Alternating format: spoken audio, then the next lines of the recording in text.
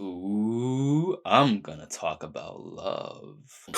It doesn't exist. Oh, you are so alone. Why won't you love me? Let's just do a quick show of hands. Who here is currently in a romantic relationship? Okay, keep your hand up if you're in love with your significant other. Now leave it up if you met that person without the use of a dating app.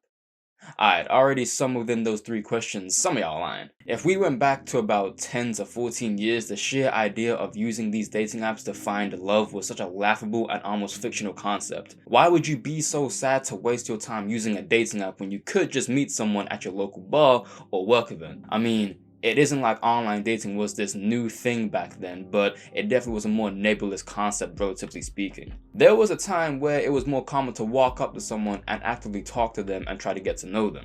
Of course, you still had your one-night stands and your beat and deleters, but the general idea is that, to many, it felt more real, genuine, and less artificial. Nowadays, it's far more common to find someone via a dating app and kickstart a relationship there. Though, for a strange reason, many people are still far too embarrassed to admit it. Maybe due to a mix of embarrassment or perception or believing themselves to be above the use of these dating apps but conceding and using one. With Tinder, Hinge, and Bumble being the big three of this space, totaling well over 100 million active users worldwide, sorry to say this to you, but you're not really conceding to much, and it's about time you own up to the fact you're on these platforms. Yeah, you could say you're joking, but you're not really. I usually attribute the reason of being on these dating apps, but dislike being on said dating app to cognitive dissonance. And contrary to popular belief, I do think these apps had value. The same way I thought mumble rap had value. But do you know where I don't find value? In the dependency these apps have created for both men and women, and the failure of being able to disassociate and not merge digital with reality, and the monopolization these apps do in order to capitalize on the global loneliness and desperation of all people alike. Oh, they may dress it up as trying to find your match made in heaven, but its design says otherwise. And to the surprise of no one in this equation, there is a loser in this system. Some would say these apps are very bad for men as they aren't designed to be advantageous for them and how it feels very defeating. Others would say these apps are bad for women because of how, even when you can take your pick of the litter, the overwhelming abundance of it makes it hard for them to find someone they're really looking for, and they run the risk of running into a creep significantly higher than men do. But do you know who I think, or really what I think the problem is, and who's really to blame?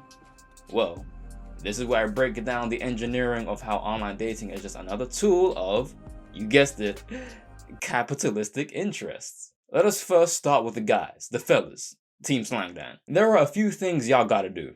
1. Stop prioritizing the advice from these single men or those that engage with multiple women consistently. If your intention is to find love and build a genuine relationship, then why are you so motivated by the spew of often damaged men that care more about what's in your wallet as opposed to the advocacy of genuine relationships? Their agenda is transactionally driven, not emotionally. You're most valuable to them if you're in a state of unhappiness and dissatisfaction. There is no money in monogamous unity to them. 2. Understand that what works for other people will not necessarily work for you. If a 6-foot, muscular, financially successful man living in the surplus tells you, and if you're not also within that demographic, to treat women as subservient, please don't listen to them like their word is bond. It's a relative mechanism, not a one-size-fits-all type of game. You're a welterweight listening to the advice of a middleweight who's telling you to fight heavyweights. You're in the wrong class, listening to the wrong teachers. 3.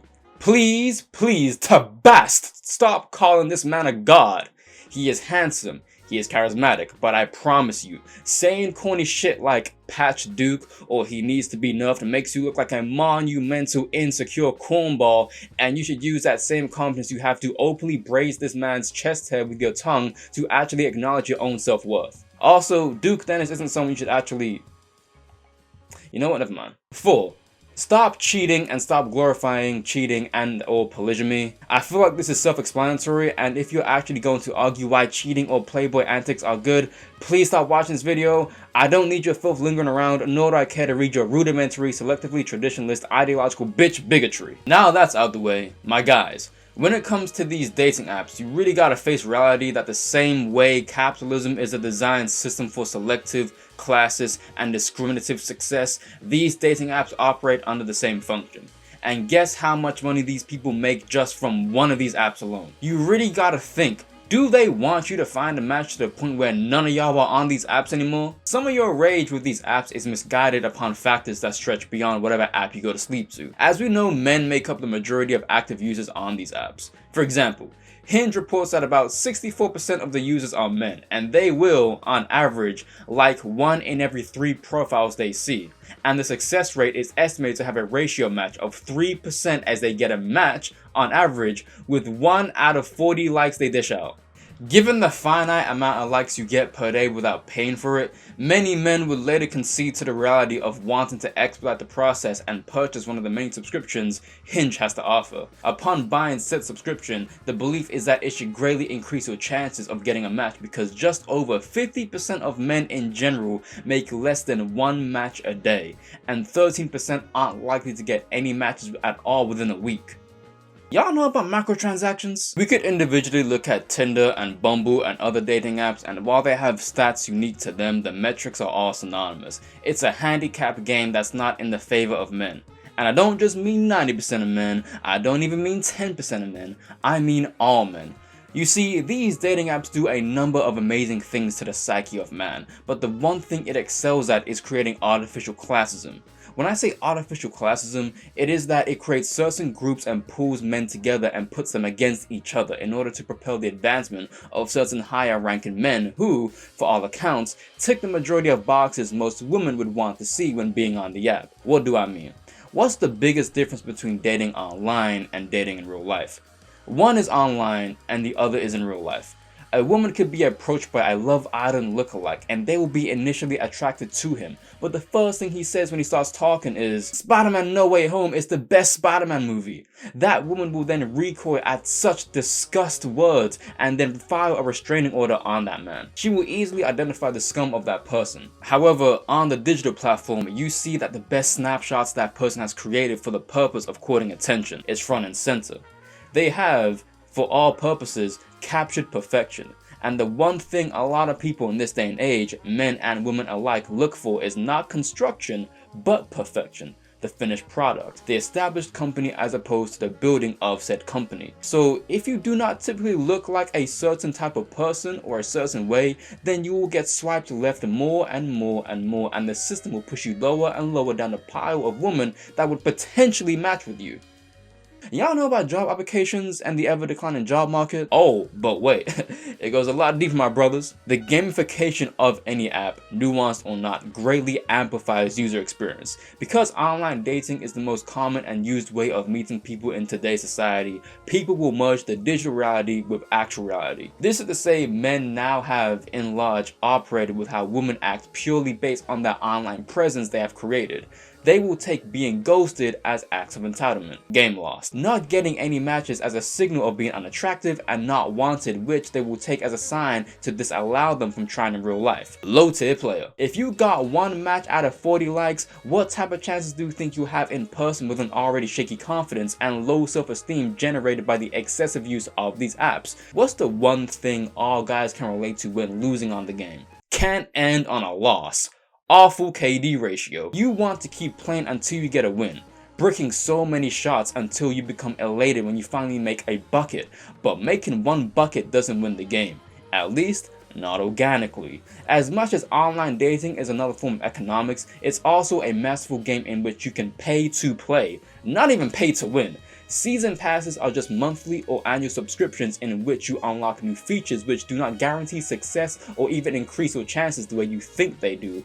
But when you have a finite amount of likes, your probability bias will make it so that those 40 likes you gotta go through to get that 1 match will soon work in your favor. Not knowing it's a largely stochastic system based largely on chance and luck, but just tailored well enough so that your profile ranking is shifted around, which will inspire purchases. I'ma be so real. I'm surprised Ubisoft hasn't made a dating app yet. They would kill it. An MMORPG looter based dating app. Dog, you get a third party and take their matches. You gotta loot for likes. Hey, yo, give me a rose. You don't run duos, you do 2-mans. Now, if you're still thinking, how are these online dating apps capitalistically driven? I mean, what do we call the top earners in upper class society? and which percentage of men get not only the most percentage of women, but according to the data within these apps, the most attractive type of women. Tinder has now over 75 million active users. It was last reported that 10.4 million of those users are active subscribers, and 75% of the users on Tinder are, you guessed it, men. These companies are made up of software engineers, investors, finance, media, data analysts, media buyers, and marketing and behavioral psychologists. They know exactly what they're doing and who they're targeting. It should also be noted that the median age range of these users that are on these apps are typically between 18 and 35, and let me tell you why that's very important. You see, the marketing for these apps largely target those within the age range of 21 to 35, mostly. I'd say within that range, between 21 and 29 are the years where we're told we're the youngest and to go out to have the most fun.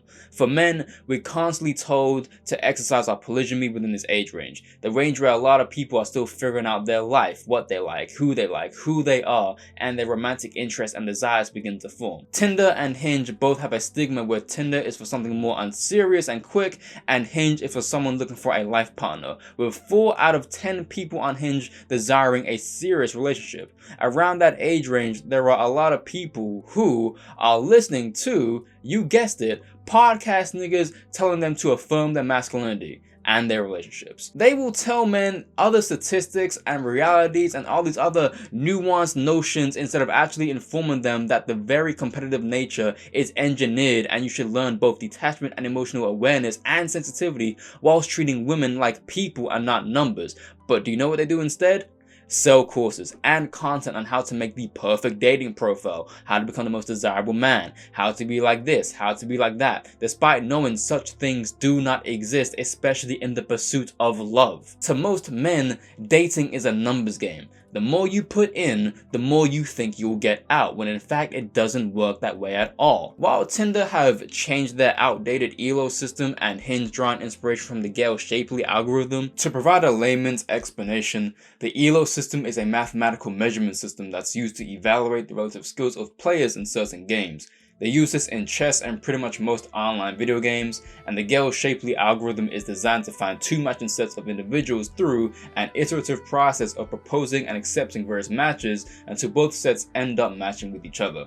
As men, it's very easy to feel extremely disencouraged by the state of these apps, especially since we're going more and more digital, and the events of COVID really didn't help us in this case at all. Our perception of reality is largely predicated on what we see as opposed to what we know and what we experience. Not only that, a lot of men are beginning to forfeit their personalities, the things that create longevity, because they're so caught up in trying to treat both women and relationships as a game of strategy and territorial leverage, as opposed to loving them and allowing them to love you.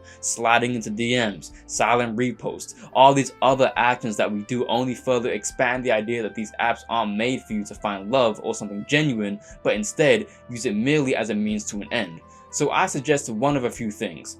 Learn sensitivity, increase emotional awareness, learn detachment, get out of your own way and stop being so reliant on these apps and the perceptions you make from them. Or, okay, now, time for the ladies. I want to start this by quoting my good friend Callie. Shout out to the homie and make sure you go follow them on Twitter. Cause Callie said, there's a reason when people go through a breakup they say, I'm back on the market. Saying I had a brain blast moment would have been an understatement. First things first, yeah, wicked. Oh yeah.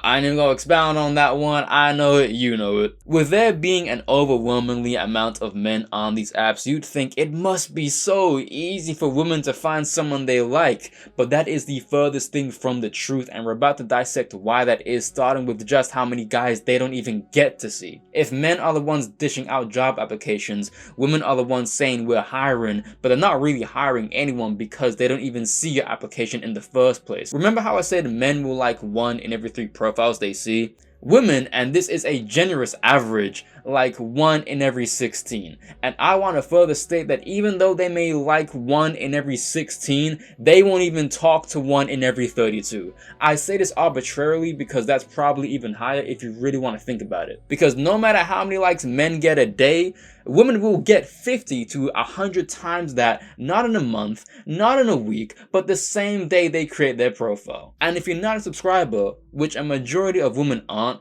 you will have no idea which men like you.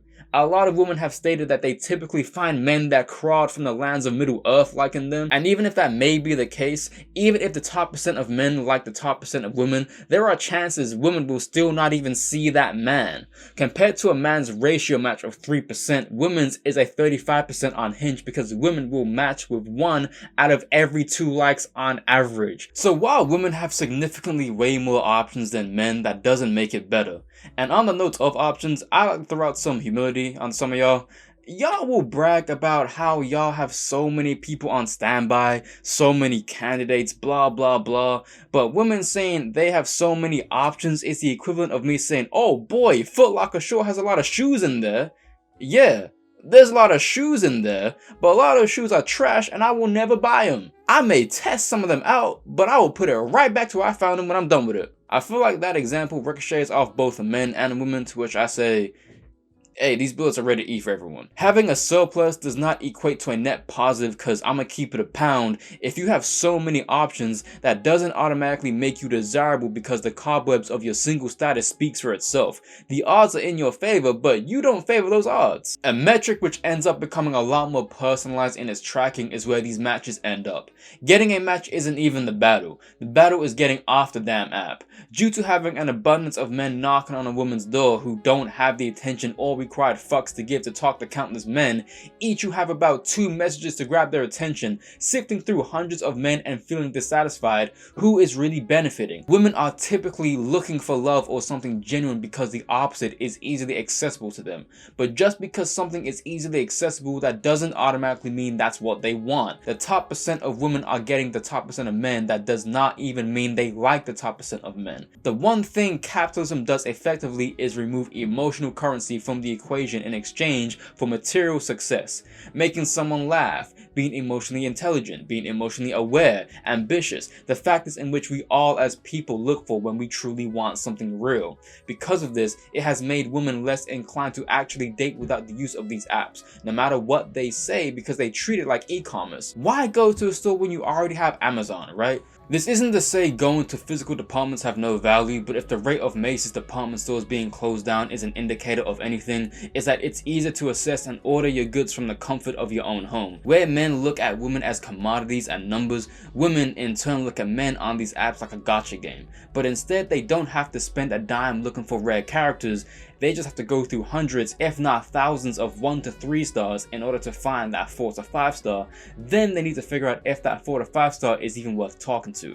It's an inescapable hell where it's a grind on both ends. This landscape then created a disillusion with both the function of these apps and the men on them, which have caused women to think, why does every man on my feed look like they're wondering what other people are doing in their swamp? Which creates those unrealistic realities. My man needs to be earning this, he needs to look like this, I'm convinced there are no good men out here, and that endless rhetoric. But they found too much reliability on that app. They look at the app as a marketplace and, by relation, put themselves on the market, which, in conclusion, turns them into commodities. Which is the reason why Hinge is the most preferred. You can create your own biases because it allows you to do so. You can discriminate as to who sees you and who you want to see. Black, white, Asian, Hispanic, religious, not religious. You can design the code yourself. Surely it makes it way easier than walking into your local bookstore with the hopes of finding a man of your dreams reading their favorite Colleen Hoover book. So not only has the system greatly demoralized a woman's perception of men through these apps, but has made it so that any pre-existing desire to court or be courted from outside the parameters of your own home is not as much a desideratum as it used to be. And since the majority of users reside in western part of the world, primarily North America, their ideas are largely Western based and rooted in these predispositions. Because of all of these factors, some women either develop a hubris from the attention garnered from these dating apps, or the overbearing amounts of likes and attention scares them away. Regardless of which side of that spectrum they would fall into, they're not getting their desired result. With so many options, even if they find a guy they may end up liking, they're not even going to give that guy so much attention, care, or time because of how easily replaceable that guy is. Oh, you did this one thing I didn't like. That's cool. There's 300 more of you patiently waiting in line. That's not to say that's a good thing though. In fact, it's a terrible thing as it treats men as disposable candidates. And this is another subconscious tactic that begins to incorporate itself. The lingo, candidates, market, stock, options, numbers, value. These are words that benefit those in economics and business, not those who are looking for a soulmate or a true connection within another human. With the adaptation and the adoption of these words, you will automatically see that person behind the screen as nothing but that instantaneously, which develops a cognitive bias for all those preceding men. The overabundant amount of likes women get make it impossible to really get to know each and every single one of them unless you are chronically on your phone 24/7, which is something you should never do. So, once again, its design isn't very practical. I am not saying these dating apps are without success. Many people have found love and long-lasting relationships, but that percentage is so low. On Reddit, a user actually provided statistics in the form of a flow diagram for his 5 months on Hinge, and the results were as funny as they were shocking. Check it out. I'll link the Reddit post in the description, but this is the result. I won't deep dive into it, but his experience is not only one of many men, but out of a total of 504 matches, he initiated just under 80% of the conversations, which resulted in 20 dates. Not 20 different dates, just 20 dates in general, which, in complete honesty, over the course of 5 months is quite a lot, but by the end of it all, our boy ended up in a relationship, so salute to you, cuzzo. But in the description, and I really encourage you guys to look at this for yourself, he broke down the finances of these dates. He was a premium member, so that does explain the number of matches and the following data, but he stated that the total cost to find one relationship off Hinge was the total of $1,294 being spent just on the dates alone, plus the $40 on the subscription, which totaled to, no word of a lie, $1,334 to successfully get one relationship. On the kingdom, a motherfucker got game, cause how did this app take out so much money? And this is in 2018. Now, we've talked about the fellas, we've talked about the ladies, and if you've been paying attention, neither one of them are the enemy. Match Group is an internet and technology company which manages the largest portfolio of online dating services. I'm sure you already know where I'm going with this. Within this portfolio of dating services, they have and manage apps such as Plenty of Fish, Match.com, OkCupid, and, drumroll please, Hinge and Tinder. Funnily enough, Match tried to acquire Bumble around the ballpark of $500 million to $1 billion multiple times between the years of 2016 and 2018, as Bumble was starting to rise in popularity, but the acquisition never fell through. But let's use Tinder and Hinge to see just how much money they made Match Group coming out of 2023 and just what the social implications are creating. I'll keep this very comprehensive, but I'm going to be throwing around a lot of big numbers, so bear with me. As mentioned before, with Tinder's user base consisting of a worldwide base of 75 million active users and 10.4 of those users being subscribers, Tinder has Tinder Plus and Tinder Gold. What up, y'all? It's Redux from the future. I just wanted to provide some clarity that there aren't just 2 subscriptions, there are actually 4. There's Tinder Plus, Tinder Gold, and Tinder Platinum. These are honestly beginning to sound like condom sizes, and if you're wondering what Tinder Platinum is, it's just gold, but a lot more money, and it gives you the option to message them before they match with you, just like Hinge. Something you can do for free. And if you're wondering what Tinder Select is, if you see in the video, I threw a screenshot at it, but I didn't really explain it.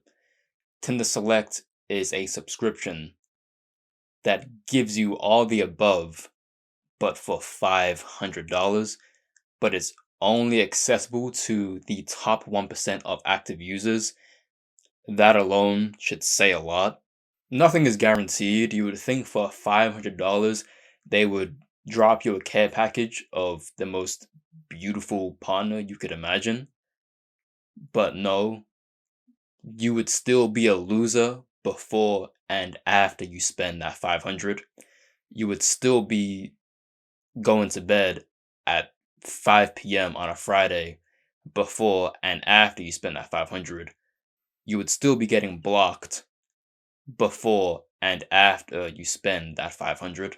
For $500, to some people, that's half of your rent. For $500, that's a new pair of really good shoes. For $500, that's in some places a month's worth of groceries. For $500, I am disgusted. That's all I wanted to say. With 3 tiers respectfully, each with different attributes and prices. Let us just say, for the nature of really basic math and simplicity, so please take this as an example for a larger point, that 10,400,000 of those subscribers paid for the lowest tier with Tinder Plus just for 1 week. That's $12.99 times 10.4 million, that would equal to $135 million. Tinder in Q1 of 2023 made $441 million, so it tripled that amount and then some. Their revenue for 2023 was $1.9 billion. Stay with me. Hinge rakes in a significantly less amount of money because it has 28 million users worldwide, but even so, it brought in $396 million last year in total. That is still a lot of money. In 2023, between Plenty of Fish, Tinder, and Hinge, they made up 55% of the total online dating app market share, which globally brought in $5.34 billion, and the US owned a little over half of that with those 3 apps alone. Interesting.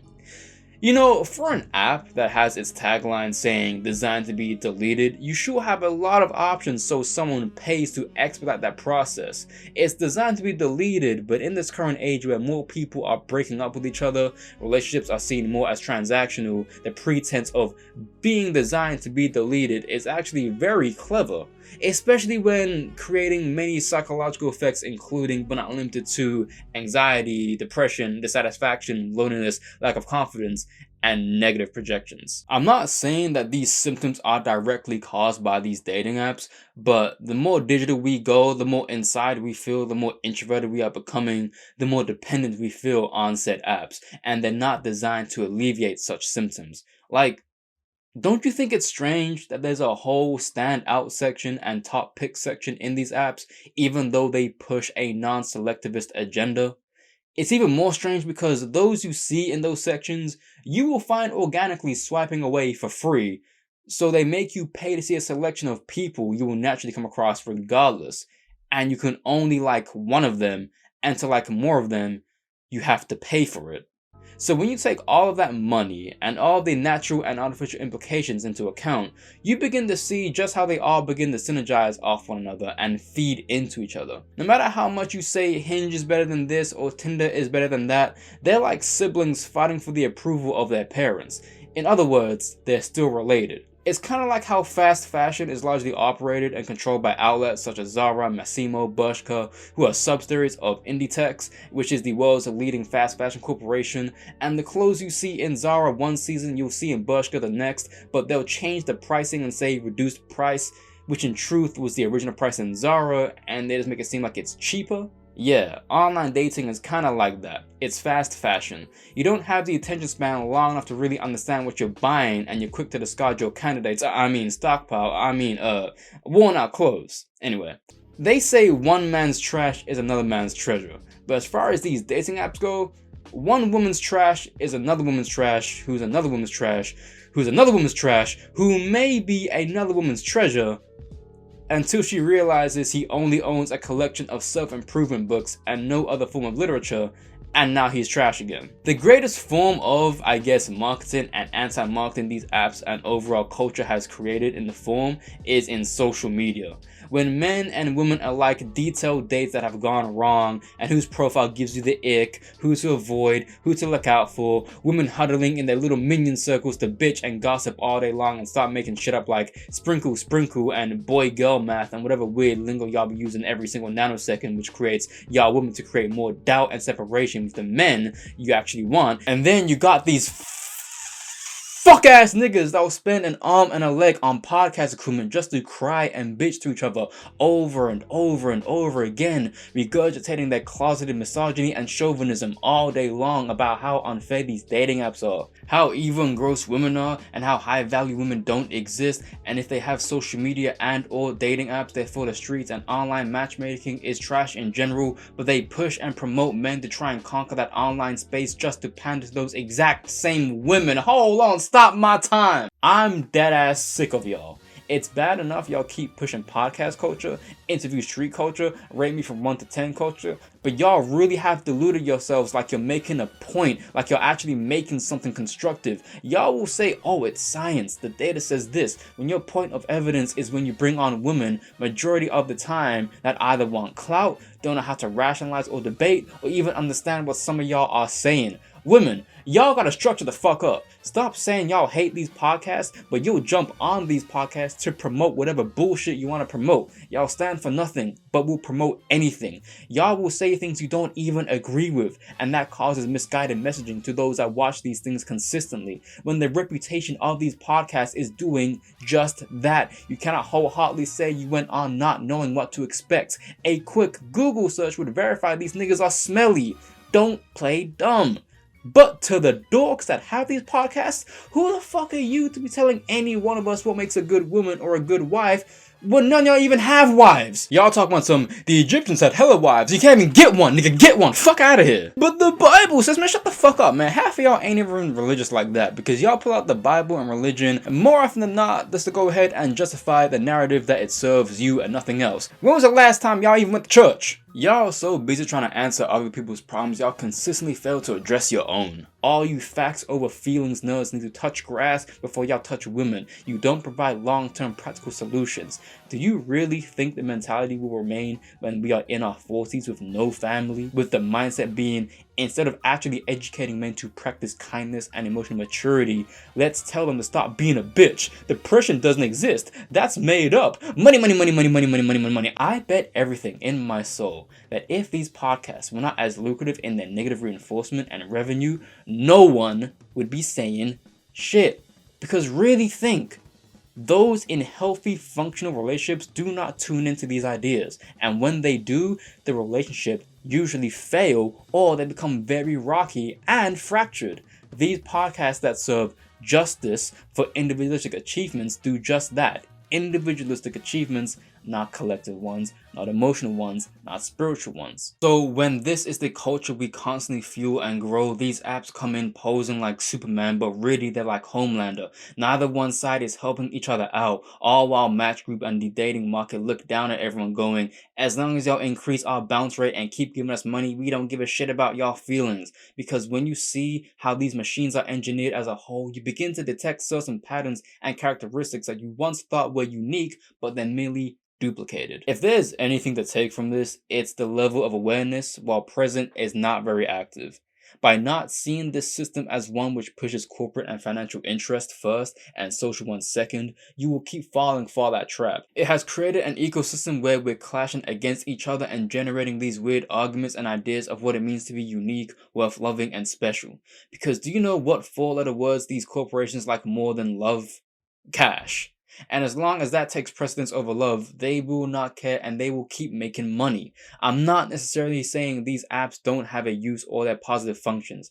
However, I am saying do not get caught up in the economic web where you feel like you cannot get a partner unless you use these apps. How these apps are uniquely catered to have a different level of utilization depending on your gender, sexuality, race, religion, economic and social background. But when you strip all these categories down, at the end of the day, you are just someone looking for someone else to occupy your time with, someone to love, to cherish, to take care of, which is the core function. However, I guess that's just a bit too idealistic right now. There are too many voices saying too many things. Candidates, options, rosters, the market. These wires are getting crossed. It's a big, messy battleground. So, when or if you find that special someone, try to keep at it. Abandon that roster. Don't think about them as a replaceable candidate. Don't be greedy. Don't give in to those terms. There's someone out there for you. Someone who cares. Whether or not you're using these apps, just know who